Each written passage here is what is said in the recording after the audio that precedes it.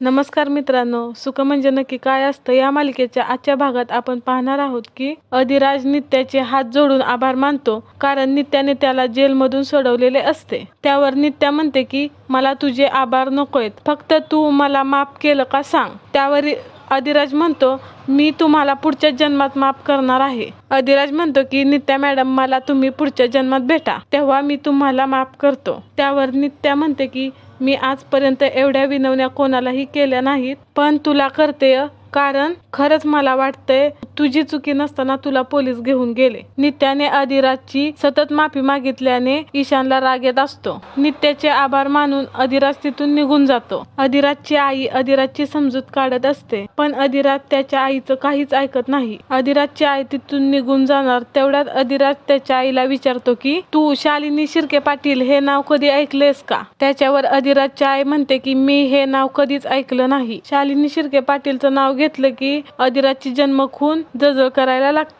इकडे नित्याची सुद्धा खून जळजळ करायला लागलेली असते आणि त्या खुनेवर नित्या बर्फ लावत असते. इकडे सरपंचीनबाई आणि रावसाहेब शेकत बसलेले असते. तेवढ्यात तिथे ईशान येतो आणि विचारतो की काय झालं, एवढ्या अर्जंट मला का बोलवलं. त्यावर सरपंचीनबाई बोलते, ईशान साहेब हात बघू तुमचा. आणि ईशान हात पुढे करतात. सरपंचीनबाई ईशानला आगीचा चटका देते. हाताला चटका लागल्यावर ईशानला खूप राग येतो आणि त्यावर सरपंचीनबाई म्हणतात, अलीकडे नित्या आणि अधिराजचं गॅटमॅट खूप वाढलंय. पालखीचा मान त्यांनी जोडीनं घेतलाय वाटतंय. इकडे नित्या अधिराजच्या घरी आलेली असते. सावरी मध्येच नित्याला अडवते आणि बोलते की मॅडम, तुम्हाला झोप वगैरे लागते की नाही, इतक्या रात्री तुम्ही इकडे कुठे आला आहात. त्यावर नित्या उत्तर देते की तुझा दादा मला माफ करत नाही, मी त्याची माफी मागायला इथे आले आहे. तेवढ्यात अधिराज तिथे येतो आणि म्हणतो की तुला वेळ काळ कळते की नाही, जा घरी जाऊन झोप. त्यावर नित्या म्हणते की जोपर्यंत मला माफ करत नाही तोपर्यंत मी घरी जाणार नाही. अधिराज आणि सावरी नित्याची चेष्टा करून हसत असतात. सावरी आणि अधिराज दोघेही झोपायला निघून जातात आणि नित्या तिथेच थांबते. नित्या अधिराजच्या खाटेजवळ जाऊन बसते व अधिराज तिला लपून लपून बघत असतो. त्याला वाटते की नित्या मॅडम तिथून निघून गेली आहे, पण ती त्याच्या खाटेच्या शेजारी बसलेली असते. तिकडे रावसाहेब आणि ईशान काहीतरी नवीनच प्लॅन ठरवत असतात.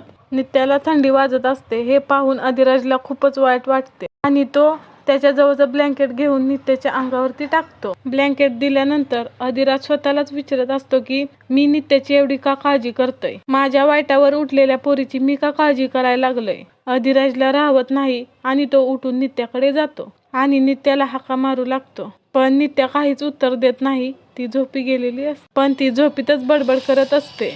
अधिराज नित्याला उचलून खाटेवरती झोपवतो